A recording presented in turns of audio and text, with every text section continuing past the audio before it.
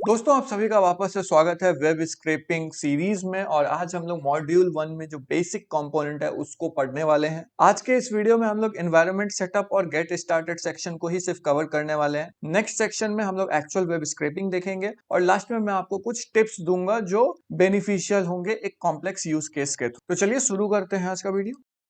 तो दोस्तों सबसे पहले हम लोगों को एनवायरनमेंट को सेटअप करना पड़ेगा। एनवायरनमेंट सेटअप मतलब टूल्स एंड लाइब्रेरीज जिसे हमें इंस्टॉल करना पड़ेगा for using our web scraping. और मैं सजेस्ट करूंगा कि ये आप मेरे साथ ही करते चलिए। तो सबसे पहली चीज जो आपको करनी होगी वो है ब्यूटीफुल सूप लाइब्रेरी इंस्टॉल और फिर URL lib3 लाइब्रेरी को इंस्टॉल करना पड़ेगा। इसका कमांड अगर आप नॉर्मल टर्मिनल पर रन करेंगे तो ये होगा pip install beautiful soup 3 और ये होगा pip install URL lib3। But again अगर आप कोलैब एनवायरनमेंट में काम कर रहे हैं तो एक्सक्लेमेशन मार्क बहुत जरूरी है ताकि यूनिक्स एनवायरनमेंट का कमांड है ये समझ में आ सके। ठीक है, तो अब इसको रन कर देते हैं और आप देख सकते हैं कि मेरा रिक्वायरमेंट ऑलरेडी सेटिस्फाइड है तो ये इंस्टॉल नहीं होगा। बट आप में ये बहुत लंबा चौड़ा कुछ इंस्टॉल करने के लिए टाइम लेगा और फिर दिखाएगा कि हाँ रिक्वायरमेंट सेटिस्फाई हो चुका है आपका। ठीक है, अब आपका अगर इंस्टॉलेशन कंप्लीट हो चुका है तो हम लोगों को इसे लोड भी तो करना पड़ेगा। तो लोड करने के लिए हम लोग इसको इस तरीके से लोड करेंगे। एक बात का बहुत ध्यान रखिएगा कि आप इसको डायरेक्टली लोड नहीं करेंगे, इसका एक प्रोसेस है, उस प्रोसेस को फॉलो करेंगे। इसमें हम लोग बोलेंगे from URL lib dot request import URL open. इसका मतलब ये है कि URL lib जो मेरा पैकेज है उसमें से रिक्वेस्ट मॉड्यूल है, उस रिक्वेस्ट मॉड्यूल के अंदर एक पर्टिकुलर फंक्शन मेरे को एक्सेस करना है URL ओपन, और ये बेसिकली URL को ओपन करता है या रिक्वेस्ट भेजने के काम आता है। तो मुझे वो फंक्शन दे दो। उसके बाद नेक्स्ट आता है from BS4 import beautiful soup. तो यहाँ पे हम लोग बोलेंगे कि BS4 मॉड्यूल से ब्यूटीफुल सूप लाइब्रेरी है उसको हम लोगों को दे दो, क्योंकि हम लोगों को इसके अंदर के सारे फंक्शंस को यूज करना है। और ब्यूटीफुल सूप लाइब्रेरी जो है वो आपका कोड को मॉडिफाई करने के लिए, स्क्रैप करने के लिए, टारगेट करने के लिए और साथ ही साथ ब्यूटीफाई करने के लिए भी यूज होता है। तो अब जब हमारे पास एनवायरनमेंट सेटअप हो चुका है तो हम लोग बेसिक आइडिया लेते हैं कि कैसे हम लोग फॉलो करेंगे प्रोसेस। तो दोस्तों हमारा जनरल प्रोसेस जो होता है वो ये होता है कि हम लोग सबसे पहले URL को ओपन करते हैं और फिर रीड करते हैं। अब इस ओपन का मतलब है कि हम लोग रिक्वेस्ट भेज रहे हैं सर्वर को और उसके बाद जो रिस्पॉन्स आ रहा है उसे रीड कर दे रहे हैं यहाँ पे। ठीक है, इसका कोड बहुत सिंपल है। सबसे पहले आप एक वेरिएबल डिफाइन करेंगे URL, और आपने जो URL ओपन फंक्शन इंपोर्ट करवाया था ना मॉड्यूल से, वो आप यहाँ पे डाल देंगे और उसके अंदर आप एक URL डाल देंगे। अब ये URL जो है ये हमारा विकिपीडिया का चाइल्ड वाइल्डफेयर्स का है। मैं इसको थोड़ी देर में आपको दिखाता हूँ। और बेसिकली ये करेगा ये कि एक रिक्वेस्ट भेजेगा सर्वर को और वहां से रिस्पॉन्स रिटर्न होगा। एक बात का ध्यान रखिएगा, ये जो रिस्पॉन्स रिटर्न होगा ये कुछ और नहीं, एक HTML डॉक्यूमेंट होगा इन बाइट्स डेटा। अब हम लोगों को ये जो आउटपुट मिला बाइट्स में ये हम लोग URL वेरिएबल में स्टोर कर चुके हैं। अगर आप इसे नॉर्मली रिटर्न करने का कोशिश कीजिएगा तो आपको कुछ इस टाइप का आउटपुट देगा। आप देख सकते हैं कि यहाँ पे क्लाइंट का रिस्पॉन्स तो आ गया है लेकिन आपको कुछ दिख नहीं रहा है। तो हम लोगों को एक डॉट रीड मेथड आता है उसे यूज करना पड़ेगा। अब ये रीड फंक्शन या मेथड आपने यूज कर लिया तो अब अगर आप देखिएगा तो आपको यहाँ पे बहुत लंबा चौड़ा आउटपुट मिलेगा। आप देख सकते हैं राइट। अब एक चीज जो मैं आपको क्लियर कर देना चाहता हूँ वो ये कि अगर आप यहाँ पे देखिएगा तो आपको एक बी करके दिख रहा है। इसका मतलब है कि ये बाइट्स डेटा है, ये कोई स्ट्रिंग नहीं है या कुछ ऐसा नहीं है, भले यहाँ पे कोट हो। ठीक है, तो हम लोगों को इसको रीडेबल फॉर्मेट में बनाना पड़ेगा बिकॉज अभी ये बिल्कुल रीडेबल फॉर्मेट नहीं है। और टू गिव द कॉन्टेक्स्ट हम लोग को इसको कुछ इस फॉर्मेट में बनाना पड़ेगा।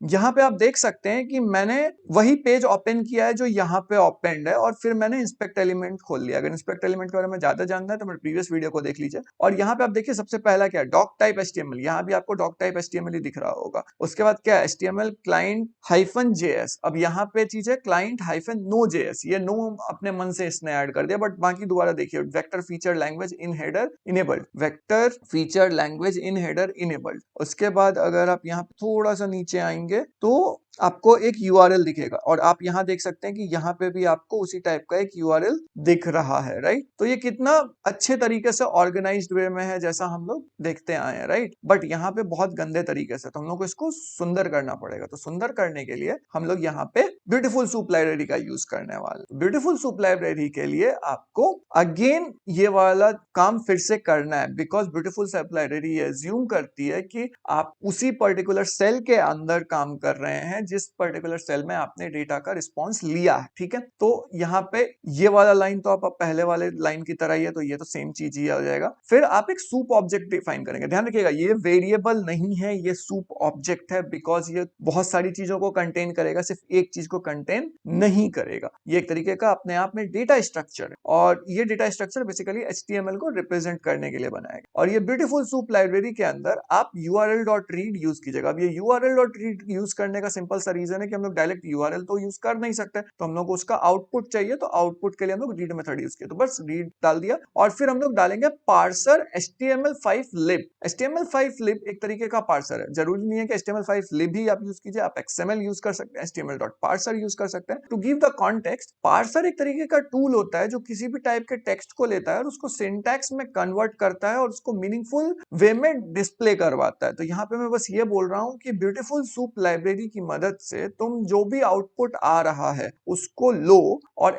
पार्सर HTML5lib को यूज करके उसे ब्यूटीफुल तरीके से डिस्प्ले करवाओ HTML के तौर पे, और उसे सूप ऑब्जेक्ट में स्टोर कर दो, और फिर हम लोग नॉर्मली इसको प्रिंट कर लेंगे। अब ध्यान रखिएगा यहाँ प्रिंट सूप भी लिख सकते हैं, डॉट सूप भी लिख सकते हैं, बिकॉज मैं कोलैब एनवायरनमेंट में हूँ। जैसे मैं इसको रन करूंगा आप देख सकते हैं कि यहाँ पे जो आउटपुट है ये काफी सुंदर तरीके से HTML को दिखा दिया है, राइट। तो दिस इज वेरी गुड, क्योंकि हम लोग इसको आसानी से पढ़ सकते हैं, इसको आसानी से इंस्पेक्ट कर सकते हैं। And the reason that we are doing this is because कई बार हम लोगों को वेबसाइट्स सिर्फ नाम बता दिया जाता है, उसमें चीजों को ढूंढना हम लोगों को खुद पड़ता है, तो यहाँ पे वो चीज आपका काफी हेल्प करता है। But again to give the context मैं अगेन वो वेबसाइट ही ओपन करता हूँ। आप देख सकते हैं कि अब ये चीज बहुत सिंपल है। डॉक टाइप HTML सबसे पहले, फिर HTML class Node.js vector feature language in header enabled, तो ये आ गया। उसके बाद अगर आप हेड को एक्सटेंड करेंगे तो मेटा 4 से UTF-8 यहाँ पे आ गया। फिर आपका आ गया टाइटल चाइल्ड वाइल्डफेयर्स विकिपीडिया, फिर आपका स्क्रिप्ट का पूरा डेटा आ गया। मतलब जो भी यहाँ पे अवेलेबल है जो कि इस पूरे वेब पेज को बना रहा है वो सारा चीज आप यहाँ पे देख सकते हैं। तो इधर आप यहाँ से काम करें या फिर यहाँ से काम करें, इट डजंट मैटर।